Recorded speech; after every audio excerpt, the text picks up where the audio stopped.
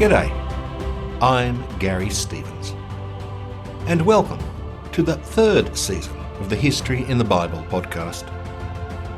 In this final season, I explore how the Jews and the Christians constructed new religions when they were sent spinning into the void after the destruction of the temple. All of the history about all of the books beyond the Bible.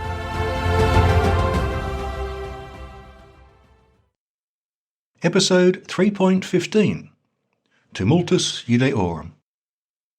In the episode 3.14, after the Apostles Part 2, Holy Books and Blessed Bishops, I concluded my discussion of the Apostolic Fathers, those who lived in the generation after the disciples. In this episode, I move forward to the 2nd century AD, CE, whatever, and the two revolts that transformed the Judean position in the empire. Why not take a gander at the many maps and timelines at my website www.historyinthebible.com. As you'll soon see, this has been a very difficult episode to write, just for the sheer horrors of the two revolts. But first, let me introduce the Emperor Trajan, who was anointed by his predecessor Nerva. As I recounted in episode 3.7, after the Temple Part 1, the Judeans, Nerva accidentally created a distinction between Jews and Christians. Trajan is one of the most lauded of all emperors. For centuries after his death, the Senate blessed new emperors with the benediction Felicio Augusto, Melior Triano. May you be more fortunate than Augustus, and better than Trajan. In the spring of 115, Trajan marched out of Asia Minor into the heart of the Parthian Empire. The Parthians were an Iranian people who had sidled westward to wrest Mesopotamia from the old Seleucid kingdom. They became a perpetual annoyance on Rome's eastern flank. The Parthians are quite endearing. They were a military aristocracy whose governance rested lightly on their subjects. Their empire was more a ramshackle confederation than a structured realm, more happy-go-lucky than the Roman Imperium. Unlike the Greek Seleucids before them, and the Iranian Sassanids after them, the Parthians had no desire to impose a religious or cultural program. They accepted existing cultures. Since most of their newly won territories were Hellenistic, the Parthians called themselves Friends of the Greeks. Greeks were prominent in the major cities and formed the professional and merchant classes. The Parthians also welcomed Jewish culture. We know very little about this Jewish community's history. Contemporary sources are rare. Jews are not mentioned in the native Babylonian literature.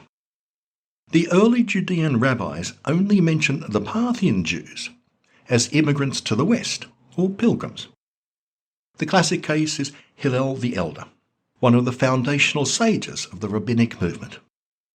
He was born in the Parthian Empire and migrated to Judea sometime during the reign of Herod the Great.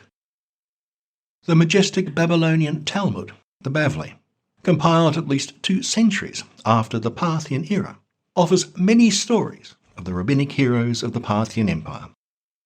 Until 50 years ago, these were taken at face value. The modern consensus is that the Bavli speaks for its own times, the Sassanid Empire, not those of the long-gone Parthians, and that the Bavli elevates the stature of the Parthian rabbis. Yet again, we have to turn to our old mate Josephus, and also to the Jewish thinker Philo Judaeus. Philo, an Egyptian Jew, was an older contemporary of Jesus. Both Josephus and Philo claim that the Jews formed a significant population in Parthia. We have no reason to doubt them. From their evidence, Jews were significant minority communities in almost every Parthian city, and perhaps even the majority in some towns. Parthia's fertile lands were an affable home to perhaps a quarter of the world's Jews, many of whom had arrived in Mesopotamia when Rome was just a small town in Italy. Josephus, for example, tells a story of two brothers who established themselves as warlords amongst rural Jews in the hinterland outside the city of Nehedea, a town on the Euphrates, about 70 kilometres or 40 miles northeast of modern Baghdad. Nehedea would soon become an important centre of Jewish rabbinic learning. As Josephus tells it, Parthian king endorsed their claims. He was too busy fighting rebel governors to bother. The villains in Josephus' story are not the Parthian overlords, but the native Babylonians, who resented Jewish impositions over their lands. Parthia made only half-hearted efforts to challenge Roman power. The two states mainly bickered over the little kingdom of Armenia, a land stretching between the Caspian and the Black Seas in what is now Armenia. Mostly, anyway, although Turkey, Georgia and Azerbaijan are keen to have a say in the matter. Ever since the Roman triumvir Crassus, 170 years earlier, every so often some Roman general or emperor would try to make a name for himself by taking on the Parthians in their heartland. They never got anywhere. Trajan was the first to make a really serious effort. No one is sure why. The empire's borders had been unchanged for a century. Some say Trajan wanted to secure control over the trade routes through the Persian Gulf to India and China. Others say he wanted to establish a more defensible frontier. Yet others believe Trajan saw himself as a new Alexander. While the emperor was moving down the Euphrates River towards the Persian Gulf, Judean communities in the eastern Mediterranean broke out in bloody revolt. From 116 to 117, from Cyprus to northern Africa, Judeans terrorised the communities within which they lived. This was the second revolt of the Judeans against the Romans. We know it as the Kittos War, after the man who eventually stamped it out, the Roman general Lucius Quietus. The Romans called it Tumultus Iudaeorum, the tumult of the Jews. Later Jewish generations knew it as the War of the Diaspora.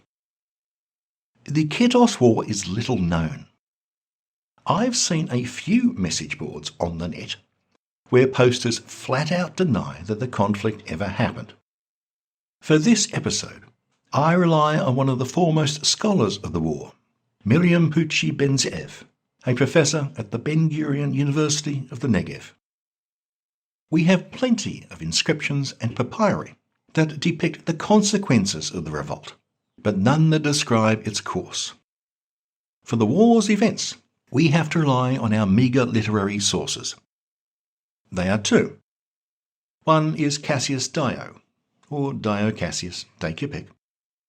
He was a pagan Roman historian and eminent politician who wrote a massive history of Rome 70 years after the war. He admired the Jews. In the 37th book of his Historia Romana, he wrote, quote, "I do not know how the name of Jews came to be given to them, but it applies also to all the rest of mankind, although of alien race, who affect their customs. This class exists even among the Romans, and though often repressed, has increased to a very great extent, and has won its way to the right of freedom in its observances." Now, pause quote. Let me interrupt Cassius for a moment. This extract raises an interesting question. Cassius distinguishes between ethnic Jews and those of other ethnicities who follow Jewish practices. Perhaps Jews actively proselytized in his time, around the year 190. Or perhaps many pagans were simply intrigued by the exotic Jews and dropped into synagogues every so often. Or perhaps Cassius is referring to the Christians. Still, Cassius feels he has to expand his description for the ignorant reader. Cassius continues. Resume quote. "They are distinguished from the rest of mankind by the fact that they do not honour any of the usual gods, but show extreme reverence for one particular divinity. They never had any statue of him, even in Jerusalem itself, but believing him to be unnameable and invisible, they worship him in the most extravagant fashion on earth. They built to him a temple that was extremely large and beautiful, except insofar as it was open and roofless, and likewise dedicated to him the day called the Day of Saturn, on which, among many other most peculiar observances, they undertake no serious occupation." End quote. The other literary source is the Christian theologian and historian Paulus Orosius. He wrote 300 years after the event. Orosius was a friend to both St. Augustine and to St. Jerome. He was the most travelled intellectual of his day. His work, 7 Books of History Against the Pagans, was an important source of information about antiquity through the Middle Ages. We have to be wary of Orosius for 2 reasons. First, he wrote centuries after the event. Second, as a Christian living in a Christian empire, he had no love for the people who had rejected Jesus the Christ. As far as we can decipher events, trouble first erupted in Trajan's wake, as he conquered city after city in Parthia. While Trajan was basking on the shores of the Persian Gulf, congratulating himself on his victories, the Parthian Jews assaulted his new Mesopotamian garrisons. Trajan reluctantly but resolutely retraced his steps to quench the bushfires. The hostility of the Jews in Parthia to Trajan's campaign is perfectly understandable. The many Jews in Mesopotamia were well aware of the calamities that had befallen their brethren to the west in the Great Revolt 50 years before. That they might lose their accommodating Parthian overlords to a boorish Roman suzerainty was intolerable. A few months after the Parthian Jews launched their resistance attacks against the Roman intruders, their Roman compatriots rioted in orgies of blood. At first in the city of Cyrene, in the province of Cyrenaica, just west of Egypt, then in Egypt itself, then in the island of Cyprus, then finally in Judea. Both Cassius Dio and Orosius paint pictures of a bloody terrorism of Jews in North Africa, Egypt, Cyprus, and Mesopotamia. Not a Jewish uprising against their Roman overlords, but a reign of carnage throughout the eastern Mediterranean. As I mentioned in episode 3.3, before the Great Revolt Part 1, the Judeans, skirmishes between rival gangs of Greeks and Jews in the eastern Mediterranean had been a fact of life for decades. 2 especially murderous riots erupted in Alexandria in Caligula's reign in 38 and then 30 years later in Nero's. The Roman power tended to favour the Greeks in these altercations, which gave rise to much Jewish resentment. Ironically, Trajan's court usually favoured the Jews over their interminable squabbles with the Greeks. What turned these irregular local gang acts of violence into a regional conflagration? Cassius and Orosius have no idea. We can only speculate. That the many upheavals were ill-disciplined and brutal suggests they were spontaneous. We have no evidence that the uprisings were planned or coordinated. The destruction of the temple had disordered the social and economic ecology of the diaspora Jews. From Persian right through to Roman times, a period of over 600 years, the various Jewish suzerains had legally and financially supported the temple.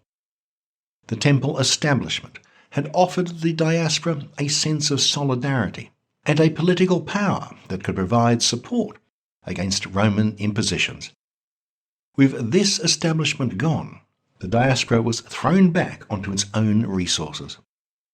The Emperor Vespasian's transformation of the pious temple tax into the ungodly fiscus Judaicus was not only galling, but a reminder that the Romans held all Jews responsible for the Great Revolt, not just those who had fought the Romans in Judea. To refresh yourself about the Fiscus Judaicus, wind back to episode 3.7, after the Temple won the Judeans. Some scholars have noted that the Kittos rebellions broke out in lands formerly run by the Egyptian Ptolemies, and not, for example, in Syria, Greece or Asia Minor, which had never been under Egyptian control. These professors suggest that the Romans had mismanaged the formerly royal Ptolemaic lands to the disadvantage of the Jews in those lands. Well, that argument is a stretch. After all, the Ptolemies were last seen 2 centuries ago. A few scholars have proposed that the Roman Jews had been excited by the promises of Trajan's predecessor, the Emperor Nerva, to repeal the Fiscus Judaicus and rebuild the temple. Trajan's failure to honour these promises destroyed their hopes and inflamed their passions. Yet others contend that diaspora Jews reacted to their defeat in the Great Revolt by uniting in enmity to pagans everywhere.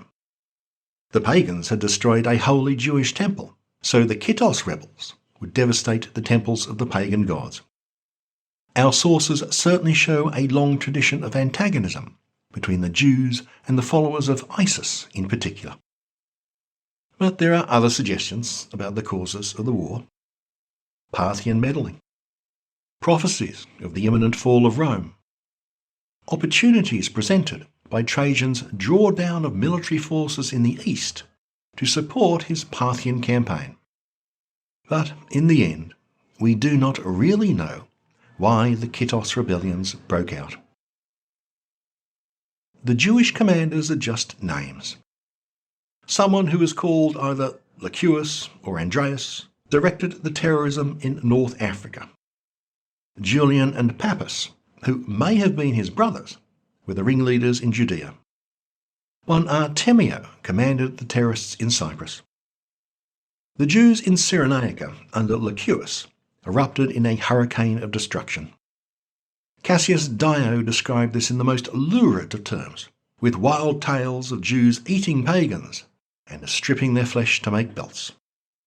Orosius wrote that the Jews had become wild, as if rabid. Whatever the accuracy of these garish accounts, we do have evidence that describes systematic destruction. Papyri, archaeology, and inscriptions reveal the utter physical destruction. Just in Cyrenaica alone, the Jews destroyed the temples of Zeus, Hecate, Apollo, Artemis, Isis, and Demeter. They attacked theatres, gymnasia, roads, and marketplaces.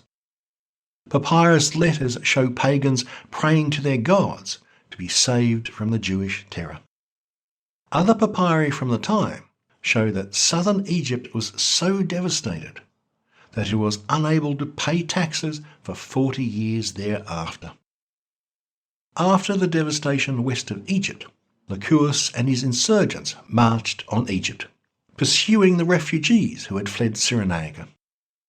There they joined the many Jews in Egypt to terrorise the native Egyptians and the sizable Greek population. When the Romans finally brought their police power to bear, the Greeks of Alexandria took their own bloody revenge, turning on the remaining Jews. Licurgus fled Egypt for Judea, where he found a welcome reception amongst a people hoping for a final victory over the Romans. He and Julian and Pappus established their capital at Lydda, 35 kilometres or 25 miles northwest of Jerusalem. Today it is known as Lud, abutting modern Tel Aviv. The Romans captured the town with ease and crushed the revolt. The Great Revolt of a generation before was a localised rebellion of a small nation desperate to maintain a century-old security. To most people in the empire, if they had heard of the war at all, the Great Revolt of 66 was a faraway police action against a peculiar people from a barren little province on the fringes of empire. Pagan citizens were barely affected. The Kittos War was the opposite, a regional terrorism launched against pagan civilians. The Kittos War was a tragedy for the Jews of the Roman Empire. The island of Cyprus was so horrified that it banned Jews from the island. In Alexandria, the once populous Jewish quarter and beating heart of the city was reduced to a remnant. The Romans confiscated the property of the Egyptian Jews who survived. Jews virtually disappeared from North Africa for 2 centuries. Only one good thing came from this horror and misery. The Jews of the Parthian Empire had reason to celebrate. Their resistance had doomed Trajan's invasion. They would preserve their freedoms under their insouciant Parthian overlords and provide a refuge from Roman depredations. The third and final revolt of the Judeans erupted in 132, 2 generations after the Great Revolt, and a scant 15 years after the Kittos War. Trajan's successor Hadrian was running the empire. Hadrian devoted his first year to repopulating and restoring the capitals of Egypt and Cyprus, Alexandria and Salamis. He also had to rebuild much of Cyrene. We know this as the Bar Kokhba revolt, after its leader and protagonist, Shimon Bar Kokhba. The Bar Kokhba revolt is one of the most enigmatic events in ancient Judean history. We have scant literary pagan sources and only a few Jewish references from centuries later. Even Shimon's real name was a mystery until the mid-20th century. Kokhba derives from Kokav, star, so Bar Kokhba means son of a star.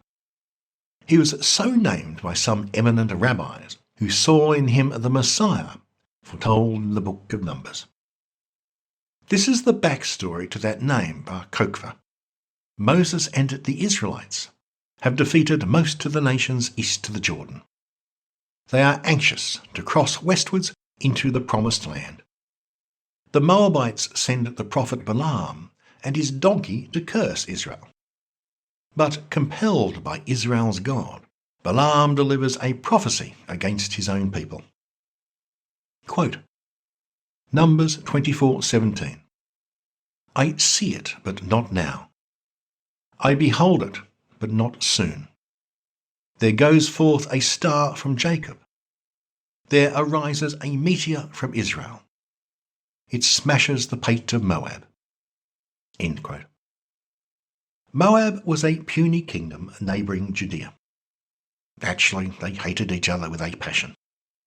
You can hear more about that in my episode 1.20, Numbers 2 Out of the Wilderness. Much later rabbis punned on the word kozav, liar, to turn Shimon into Bar Kokhba, son of a liar. We only discovered in the 1960s that Shimon Bar Kokhba was not his real name. Archaeologists discovered a trove of his letters in Aramaic, Hebrew and Greek. Ooh, what a find! They revealed his real name was Shimon Bar Kokhba, and that is what I shall call him from now on. Shimon's letters reveal a pragmatic but brutal military commander. Here are a few quotes from his letters, in which he reveals himself a leader to be feared rather than loved. Quote, To Jehonathan and to Masdabala, a letter, that every man who is with you, you shall send them to me without delay. And if you do not send them, let it be known to you that I will exact punishment from you.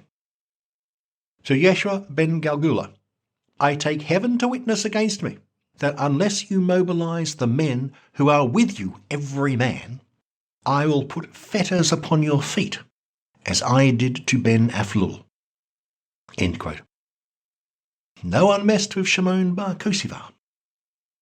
This harsh attitude may clarify a remark by the Christian apologist Justin Martyr, who lived through the revolt in his youth. He declared that Shimon persecuted the Jews for Jesus fans who would not support him. A generation ago, Some scholars thought that Christians were natural pacifists. But this never stopped Christians from joining the Roman army. Others argued that they could not support Shimon's messianic claims, since they already had a Messiah. Nowadays, many scholars think that Justin was making a propaganda point to blacken the Jews. But really, Shimon's own letters showed that he would have put his own mother in chains if she was late with his lunch. We can only speculate why rebellion erupted a third time. The precedents of the Great Revolt and the Kittos War should have been abundant warning. Had not Judea suffered enough? A few scholars insist that the revolt was religious in nature. It was the apocalyptic war foretold by many Jewish writers of the Second Temple period, not to mention John the Baptist and Jesus. You can hear all these stories in my episode 2.8, Lost Books of the New Testament. Now, that's unlikely. Shimon calls himself Nasi, a title many others would later hold. That can be translated as prince or patriarch or ethnarch. Shimon never claims to be a messiah, although he may have exploited apocalyptic views held by his followers. The only religious goal he had was rebuilding the temple.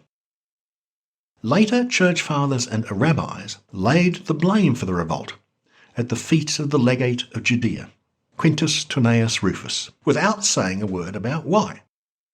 The rabbis called him Turnus Rufus the Evil, yet another in a very long line of incompetent Roman legates.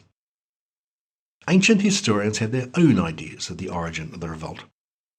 Some said that the Judeans were inflamed by the Emperor Hadrian's plans to refound a new city on top of the old Jerusalem and to build a temple to Jupiter. Late rabbinic sources held that Hadrian intended to rebuild the Jewish temple, but was talked out of it by the Samaritans. The rabbis never pass up a chance to stick pins in the Samaritans. Other more dubious sources say that Hadrian planned to ban circumcision. The Romans had little tolerance for physical mutilation. If Hadrian intended this, and it is very unlikely, it could not have been targeted at Judeans, since the practice was common in Egypt amongst other places. The emerging modern consensus is that the uprising was driven by the ambition of one man, Shimon bar Kosiva. Shimon raised the standard of revolt in the little town of Modi'in, a day's walk northeast of Jerusalem. Almost exactly 300 years before, the rural priest Mattathias launched his nationalist revolt against the Seleucid Empire in the same village. For more on that, rewind to my episode 2.12, grappling with the Greeks Part 3, the Maccabeans' Revolt. That rebellion had worked brilliantly. Shimon planned to recreate that success against another empire. Shimon had three great advantages over the Judean generals in the Great Revolt. First, Shimon answered only to himself. Judean leadership in the Great Revolt was an omni-shambles, run by a gaggle of double-crossing warlords and ineffectual aristocrats, who fought each other more than they did the Romans. To hear that depressing story, hearken back to episode 3.6, The Great Revolt Part 2, a civil war within a rebellion. Second, Shimon was a military leader of talent. He fought against the Romans much as the North Vietnamese fought. Literary sources and modern archaeology confirm that he dug tunnels to hide his troops. He preferred guerrilla warfare to mass engagements. Third, Shimon was smart enough to restrict his fighting to a very small area. During the Great Revolt, Judeans had fought Rome throughout the entire Roman province. Now, that included the small Judean heartland proper, its neighbours, Samaria and Galilee to the north, and across the Jordan River in the Perea. Check out my maps in my show notes. Bar Kosiva fought against Rome only in Judea proper, an area a third the size of modern Israel. That's about the size of the American state of Delaware or the English county of Lincolnshire. As far as we can tell, and we cannot tell very much, the first 18 or 24 months went well for Shimon. He crippled 2 whole Roman legions. He gained control of the countryside, assigning formerly imperial estates to his Jewish countrymen.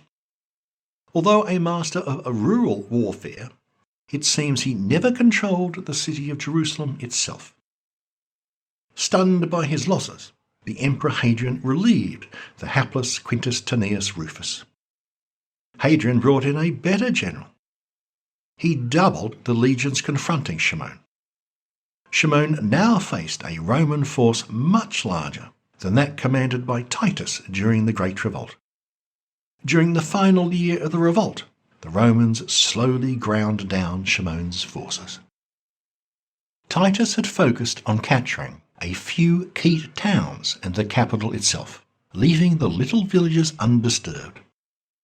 Now the Romans methodically demolished those villages and laid waste to the land. By the end of the year 136, Shimon was dead and his forces crushed. He had spent a valiant 4 years fighting a power he believed was oppressive and tyrannical. He had failed utterly.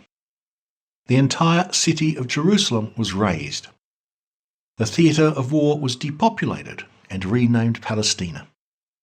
Judeans were forbidden from entering the city of David. But, and let me emphasise, the theatre of war was the tiny Jewish homeland of Judea. This was not the same as the much larger Roman province of the same name. The regions of Samaria and Galilee to the north were untouched.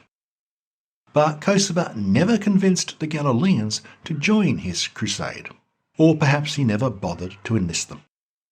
The Samaritans also made a point of staying out of Jewish wars. The Judeans suffered a disaster an order of magnitude greater than their defeat in the Great Revolt. The Judeans had thought of the Great Revolt of 2 generations before as a tragic but ultimately redeemable calamity. The temple could be rebuilt. It would be rebuilt. Now, in hindsight, they saw that the Great Revolt was not a minor setback in their history, but an epical event. Galilee, Jesus' homeland, was untouched by Shimon's revolt. Indeed, some Judeans decamped to Galilee, a few days' walk away. There the refugees joined the Nasi, the patriarch, the civilian leader of the Judeans, long established in the region. Others fled the Roman Empire entirely, trekking for a month to join their countrymen in Parthia. On the death of Herod the Great in 4 BCE, the Judean state was a prosperous, self-governed and stable kingdom. It was Rome's best buddy in the Levant, with territories extending beyond the Jordan and into Syria. Thriving Jewish communities could be found from Spain to Egypt.